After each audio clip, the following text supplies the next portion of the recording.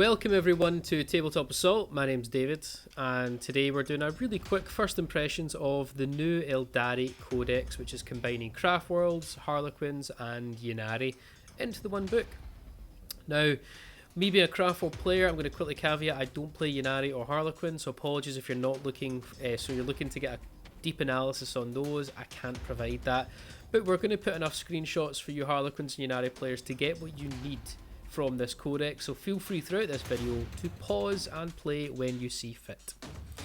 We're going to start off really quickly just by explaining I really like this codex. I think it's quite well balanced. I think the changes to reduce certain powers, power units down has worked, and also the ability to improve a certain things has worked. Don't get me wrong, I don't think this is going to take the tournament world by storm by any means. I could be wrong in that, but it's just nice. I kind of like it. So without any further ado, guys, I'm going to crack on and actually just show you what do I have in the book. Now, the book has been kindly sent as a free copy from Games Workshop to review. We want to first of all do a shout out to thank them for sending us this copy. We've had some fun play testing it as well. It's been a lot of good fun. So to start with, let's have a look at the Asuryani Detachment Abilities. So really all this is doing is showing you how you can mix and match a little bit of the armies with the travelling players stuff there. But really key thing you want to take from this is the leaders of the war host, which you can only take a maximum of one autarch per detachment in your army. Pretty fair, we're seeing that theme sort of come across a lot of codexes now. Moving into Craftworlds. Craftworlds is really fun. You know, there was a lot to choose from in the last codex, there's tons to choose from in this. It shows you there what you're going to get with your Craftworlds, your Warlord Traits, your Stratagems, and some unique relics. Starting off with, we have Ulthwé, probably going to be my new favourite. Simham was my favourite prior to this codex, but Ulthwé has instantly shot up as my number one. Now, why is that? So we have the attribute Foresight of the Damned, which gives you 4 sort of key rules. Firstly, when a unit with this attribute is selected to shoot or fight, you can reroll 1 wound roll when resolving the unit's attacks. Always nice. With your first psychic test that you take with a psyker, you get +1 to the test. Always nice. 6 a pinball save is good to have. And you will ignore mortal wounds on a 5-up. Already, just those attributes, see they're going to have their purpose. It fits my playstyle, looking forward to it. Warlord Trait Fate Reader, I'm a big fan of. You know, when you come to Strands of Fate, you can retain 1 additional dice. We'll come on to Strands of Fate towards the end of this little look at the codex. But you can retain another dice, which will come in handy. Relic is the Ghost Helm of Al-Shazir. You know 1 additional psychic power, and any psychic test you cast on a 9+ cannot be denied. I think that is brilliant, love it, I can't wait to spam it. Discipline of the Black Guardians is a nice stratagem as well, used when Ulthwé Guardians are chose to shoot or fight. Until the end of the phase, you can add 1 to their attack hit rolls. Again, I like it because I plan to use Guardians again now, and when you get the codex for yourself, you'll see why. They're much improved. Aeldari is another one there. Aeldari, I'm not going to go over Aeldari in full details, I just want to fully cover Ulthwé, but Aeldari, just to give you a sort of summarization, a lot of it's designed around if you're more than 12 inches away from your opponent that's targeting you, you'll gain things like light cover, and if you're a biker or a vehicle, you'll sort of infantry or biker, and you're entirely within a terrain feature, and you're more than 12 inches away, you'll get dense cover, which is really nice. So dense cover, remember, is that -1 to hit. Light cover is +1 to your armor saves or your characteristics. Some nice wee tricks of the trade you can have here around about redeploying rangers and stuff like that, and how you're setting them up. So it's not bad, decent. I'm gonna again pause the video, guys, if you want to look at Aeldari in more detail, but nice to know. Bael'tan, let's actually talk about this one in a bit more detail. When you battle focus with Bael'tan with Swordwind, your advance rolls of 1 and 2 is treated as 3. Okay, that's pretty nice. But very similar to Ulthwé, you can reroll wind rolls. 1 wind roll, sorry. They can reroll 1 hit roll. So very similar to Ulthwé, but for hits. Don't know if you prefer wins or hits there, take your choice. Natural Leader, obviously being the Swiss Army or Switzerland of Craftworlds. I love it's called Natural. When your Warlord makes an attack, you can reroll the hit roll. Not bad.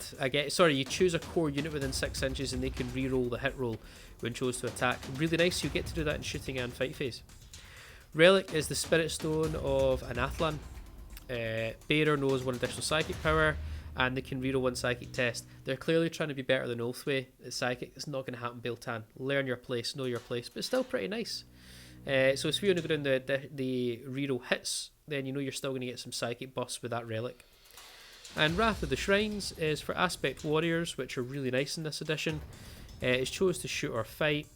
Every time you a modified hit roll of 6 with your Aspect Warriors, you'll do an additional hit. There's some very nice combinations with bringing like bringing Baeltan striking Scorpions, or even Baeltan Warp Spiders. And you'll probably see why when you're seeing how many shots they can get when you get the hands on the Codex with the new Death Spinners. I believe the Death Spinners now D6 shots, blast, 12 inches, strength 6, -1 or 2, damage 1. Really brilliant, absolutely brilliant. Ayandin I'm not going to touch on. I only wanted to really touch on Baeltan and Ulthwé, but I'm just going to show you here. You can see their full sort of a repertoire in front of you. Pause the video here and take a wee look. And same for Simham. Simham is my old go-to. I think they're probably the worst out of all the Craftworlds now. Really curious to know what you Simham players think of these changes. For me, I think it's a bit meh. But have a look at it and let me know what you think. Especially the way of moving bikes and heavy weapons is probably not really a thing anymore. You've obviously got your far-flung Craftworlds. Now your far-flung Craftworlds is essentially create your own Craftworld traits. So you got a nice wee page of abilities there and another page of abilities there as well. I'm not gonna review these here, but I'd love to hear in the comments what you guys see as great combinations, and just let me know. I'd love to sort of build some far-flung Craftworlds myself, but I'm always curious to see the thought process that you guys put into your own Craftworld creations, because I can certainly learn from that. The Ynnari details and traits, I'm just going to leave there for you to look at. Again, I promise I wasn't going to cover Ynnari or Harlequins, but that's it on the page for you there to see, along with how you can build a Ynnari detachment, essentially, giving you some ideas. And same for Harlequins. I know Rob's going to want to touch on Harlequins himself, so I'll save that for another video, but there is all your Harlequin detachment abilities. Moving on to stratagems now. Oh boy, stratagems. There is 6 pages here. Let's take a drink because this is going to dry the throat. We have 6 pages to cover, which is just insane if you ask me. Absolutely insane. 6 pages. So a couple of ones to stand out for here.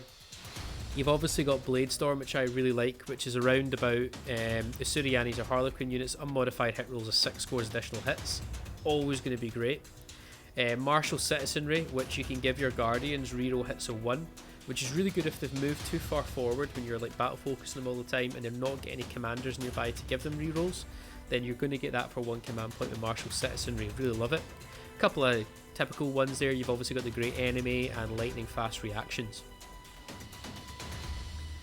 Next up, you got Phoenix Reborn, which is a new one I really like. If a Phoenix Lord basically dies, on a 4+, the unit is not destroyed, and it's set up as close as it was to where it was destroyed with D3 ruins remaining, and it's once per battle. But I love that. Phoenix Lord players, you've now got a more survivable Lord. Avatar Resurgent, if your avatar is killed in combat and essentially it's not its chance to fight, you can put him to the side. He gets to fight back with 2 additional attacks as well. So if he gets killed, he's going to hit back hard, and he's probably going to kill the way he touches. Seer Council slightly changed, guys, worth mentioning. So it's now a pre-game stratagem. You need to have 1 Farseer at minimum and 2 Warlocks. You'll choose those 2 units. The way it essentially works, if you are within 6 inches of your 2 minimum unit Warlock within the Farseer gets to add 1 to their Psychic tests, and vice versa. If the Warlocks are within 3 inches of the Farseer, they get to add 1 to their Psychic tests. And additionally, the Farseer cannot be targeted whilst those 4 Warlocks are nearby, which is pretty neat. Kind of like that. You've got your usual sort of ploy stratagems here. Phantasm, Fire and Fade, Forewarn, Tears of Isha. Nothing's really changed there. But Eldritch Storm I really wanted to touch on. Eldritch Storm's really nice. You choose a point in the battlefield 24 inches from your Farseer, and in the coming Psychic phase you can do a Psychic action. Now you can actually do this action with every Farseer that you have, and every time you do this action your Eldritch Storm gets stronger. So Warp Charge 5, But essentially what will happen is you'll then refer to that point, and on a 2+, any unit that I believe is within 6 inches of that marker you place down, on a 2+, unless it's a character, being rolled for as a character, then you'll be 4+. Then they'll suffer D3 mortal wounds, plus 1 additional mortal wound for every Farseer that got the action off. So if you're bringing lots of Farseers, you can really add and stack up the mortal wound spam here for Eldritch Storm. I actually really like that. That was really good. Next page is obviously your equipment upgrades. Not going to go into this really much, but there's a nice one called Resonator Shard, and the Resonator Shards I believe are taken on your Rangers. And if you're using your D cannons, Doom Weavers or Shadow Weavers to shoot at a unit that's within 12 inches of one of your units that has a Resonator Shard, you can reroll the hits. I actually really like that for one command point, because your cannons are really going to be vital units, quite expensive, but you're going to make sure, you need to make sure those shots hit, or else you're losing instant value. So I love that stratagem, Resonator Shard. It stands out to me as one I'm probably going to use. You then have a whole page here, guys, of Harlequin stratagems. And look, another page of Harlequin stratagems. So pause the video, guys, take a look at them, what you think. If you like them or not, I will not touch on them. Interestingly enough, we're moving on to something which I thought was really nice and neat, which is Exarch Powers. And I'm glad they've evolved it from 8th edition to 9th edition, because it works quite nicely. Now, if you decide to give an Exarch unit an Exarch Power, it will gain potentially some of the following abilities for free, which is Exarch will get +1 wound, always nice. If it's a Crimson Hunter, Dark Reaper, Swooping Hawk, or Fire Dragon, it'll gain +1 ballistic skill. Alternatively, if it's a Striping Scorpion, Howling Banshee, Singing Shining Spear, or Warp Spider, it'll gain +1 attack. You're never going to say no to extra characteristics, so I love it already. Some of the powers are good, some of the powers are bad. You can see their points cost here for Crimson Hunter, but I'm just going to touch on sort of 2 or 3 of them and really have a chat about them. Crimson Hunter will come with Eyes of Cain, Strafing Assault, and Swooping Evasion. I love all these. Eyes of Cain, if you're shooting against a flyer, you automatically hit. Brilliant. Strafing Assault, ignore cover, can be really handy. And Swooping Evasion, you can give your Crimson Hunter a 5-up invul. I just love the auto hits. I'm already thinking Helldrakes that I'm going to start popping out the sky with my Crimson Hunters. Really like that. You'd expect these guys to shoot down flyers quite well, so that in itself is really good. And you know the weaponry already Crimson Hunter can take. It's going to stack quite a fair bit of firepower. The next one is Warp Spiders I want to touch on. You've got Spider's Lair, Surprise Assault, and Web of Deceit. Spider's Lair is not so good, but it can have its advantages. You'll choose a terrain feature that your Warp Spiders are in, it becomes difficult ground. Additionally, anytime an enemy unit moves through that terrain feature, on a 2+, they'll suffer D3 mortal wounds. It's only for that turn, until your next turn, that it stays as that sort of Spider's Lair. It's situational, but nice to have. Surprise Assault's much better. If you bring them in, your Warp Spiders with your Exarch in a Sudden Assault, which is basically a drop attack, you're going to get 1 additional attack with your Death Spinner. I mentioned earlier, Death Spinner is now D6 attacks, or Assault D6. So Assault D6 +1 is really amazing. Bring 11 Death Spinners, 2 on your Exarch, a couple of Death Spinners kicking about the guys. That's amazing. Web of Deceit basically allows you to, instead of battle focusing, pick up your Warp Spiders and redeploy them. I'm not going to lie. Very useful. Good tool chest there of Exarch Powers. I like it. And I'll put up on screen the rest of them, guys, so you can now see them. I won't touch on them, but they're the 2 I wanted to really kind of highlight. Pause the video, have a look at them at your leisure, and let me know what you think. But I think it's a really neat and nice addition as Exarch Powers. I'm a big fan of it.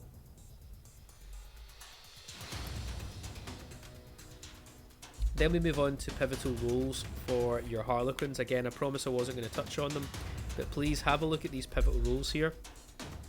Pause the video, take a wee look, and we move on to your chapter approved rules as well.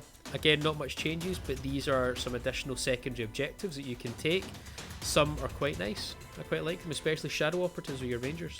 Have a look, let me know what you think.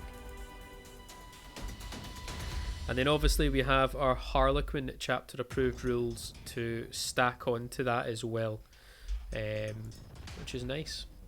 So Relics, I think you've got about 5 pages of Relics, guys, so we've got a lot to choose from. Couple of nice changes is obviously the Phoenix Gem. Now, the Phoenix Gem is still the same on a 2+, set the model to the side and bring it back with D3 wounds remaining. But really interestingly, you no longer have to shoot out mortal wounds to activate it. So it's just literally he dies, comes back, very much like the Phoenix Reborn. So that's a really, really nice one. We then have another one that I quite like is the Aegis of Eldanesh, which is an Autarch upgrade. Gives your Autarch a 2-up armor save, already great to stack with his 4-up invul, and you reduce damage by 1 to a minimum of 1. I've already seen in 9th edition, reducing damage is hugely important if you can achieve it in any way possible. So that's already a great way if you're an Autarch runner compared to a Farseer runner, then you've got a great way to keep your Autarch sort of kicking about and in the game. We've then got some Harlequin ones here. Just leave these on screen for you. Again, some additional Harlequins ones.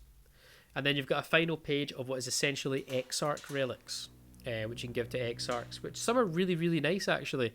One that stands out to me is Striking Scorpions, the Shadow Sting, which is +3 strength, -2 AP, 2 damage, but each time the bearer attacks make 2 additional hits. That's actually really good. It's a good Primaris killer. Shadow Sting could potentially cause quite a fair bit of damage. You've got similar with the Warp Spider Exarch if you want to go down that Power Blade route.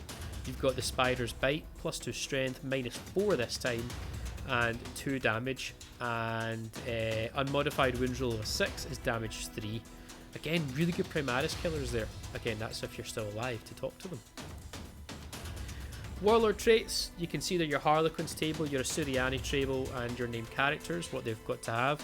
But there's 2 that stand out to me that we need to really mention. One is Fate's Messenger, which I think is pretty amazing. The first time your Warlord, when your Warlord fails a saving throw, once per turn this is, so not per battle but per turn, you can change damage characteristics to 0. I think that's massive. I certainly have some ideas of how I'm going to plan to utilise that in my armies. Apologies. We also have Seer of the Shifting Vector, which used to be my go-to, but that has really changed. Massive overhaul. Used to be it was a little bit reroll psychic test with Seer of the Shifting Vector. It's basically a command point farmer now. You roll a d6 for each command point spent and you gain 1 command point back. I probably won't be taking that anymore. It's a shame because it used to be so amazing, but it's just a command point farmer now. But if you think about it, I'm being spoiled here because I've already got so many rerolls I do anyway, as you've previously seen, so it's not the end of the world. But Fate's Messenger, oh boy, that is a very A-OK Warlord trait. Psychic Disciplines, there we have our Harlequins table. I will not go through it for you, but I will leave it there for your delightful eyes to pause and take a look. So Runes of Battle. Interestingly enough here, there has been a few subtle changes to this, which is the same as it was before. 2 powers, you choose 1. Although there are some tricky ways that you can choose your Warlock to have 2, with things from Stratagems. But honestly, it's really cool. The table's still the same. Pluses and debuffs to things like saves, hits and wounds. Leaderships as well. But we really need to pull out one that's important. Protect Jinx has massively changed due to the wording. So before it was a debuff or improvement to saving throws. So that would actually include invul saves. Not anymore. It's now changed to save characteristic. So essentially you're only debuffing an armor save. You're not debuffing an invul save, and the vice versa goes for improving the saves. Key thing to note there is only save characteristics. Still really good psychic power, but not as good as it once was. But again, take a wee look at them there as you see. Runes of Fate. Still exactly the same, with the subtle change that there's a sort of range mechanic now in these spells. Doom Guide is still your staple guys, reroll hits and reroll wounds, but if you cast it normally, then you can only target a unit within 18 inches, so the range is slightly reduced. If you want to increase it to the 24-inch range for which unit you're choosing, you have to cast it 10+. Now it's not unmodified, so you can use your abilities to stack up your cast to like +2, +3, +1, whatever. But if you cast a 10+, then you can get 24 inches. So that's the only change really in Runes of Fate you need to be made aware of, is the range is now going to play a pivotal part on who you're selecting and how you're selecting it. Runes of Fortune is always good. Your nice sort of freebies is the way I think of them. Great one at the start. Fateful Divergence, you know it's a blessing. You can gain a command point at 6-up. Absolutely love it. And you've got your Revenant Discipline for your Ynnari players there. Again, I'll pause it. pause it if you want to take a look at it in more detail. So we're coming on to some meat and bones, which is the Asuryani Datasheets. Battle focus is pretty much the same, nothing's really changed, but you do have the amazing rule now, Favoured of Cain, which is for Phoenix Lords, essentially. Anyone with Favoured of Cain keyword will get a 4 up invul. Maximum wounds they can suffer per phase is 3 wounds, and they cannot take Relics or Warlords. Already, you're going to get your Phoenix Lords becoming quite terrifying, quite scary with that alone. Survivability throughout the day. But Strands of Fate we have to chat about here. I absolutely love this mechanic. I think it's one of the best things to come for Craftworlds. Some may hate it, some may love it, but I love randomization. I love dice taking control of the game.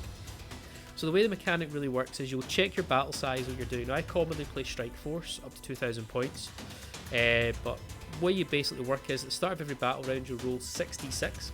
As you can see there, for battle size for Strike Force, I'll roll 66 and I can choose to keep 4 of those dice. Although you've previously seen there's ways to retain more than that above what it says through some relics, etc. But I'll retain 4 dice, and you consult the dice results below. So if you roll a 6 and you keep it, you get an extra saving reroll. Roll a 4 or 5, it's a hit or a wound reroll. So Strands of Fate is you've got a wee side pool of rerollable dice above and beyond your command point reroll, which is absolutely amazing. I love it. And there's ways through Farseers to choose to go, I've rolled 2 4s, I'm going to re-roll those. So there's ways as well to re-roll the Strands of Fate results and see what you get. But to have a pool of re-rollable dice, I think it's amazing, and it sounds Craftworldy. I love it. It's really cool. And then finally, you want to look at weapon abilities. Shuriken has changed. Shuriken's a keyword now. Very much, well, I say it's changed, it's kind of the same, because every shuriken weapon has a -1 as standard, but any wound roll of an unmodified wound roll of a 6 gives it AP -3, essentially, +2 to their AP, but every shuriken weapon is a -1. Shuriken weapon ability gives you another -2 on top of it, making it a total of -3, which is quite nice. It's just same as it was before, just a roundabout way of doing it. At least you're always stacking a minimum -1. There's your Harlequin datasheet rules. I will not touch on them, but I'll pause and leave it there. Now with that sort of brings an end to a quick-fire overview and first impressions of the Codex. All in all, I absolutely love it. I think it is fantastic. It's not going to be game-breaking. It's just well-balanced and well-rounded. The changes that had to happen. I'm going to leave some of the character datasheets coming up on screen next for you guys to see after I sign off here, but you can pause and look at them. I'm only going to show you the characters. I want to save some things for you guys to see. I hate spoilers, basically. But have a look at some of the characters, let me know your thoughts. But again, in the comment section below, I want to know fully what you think so far of what you've seen today. Is it good? Is it bad? What combinations are you looking forward to playing? And yeah, with that, I will sign off. I'll show you the character sheets. Hope to see another Tabletop Assault Battle Report soon, guys. And from me, happy wargaming. I've been David.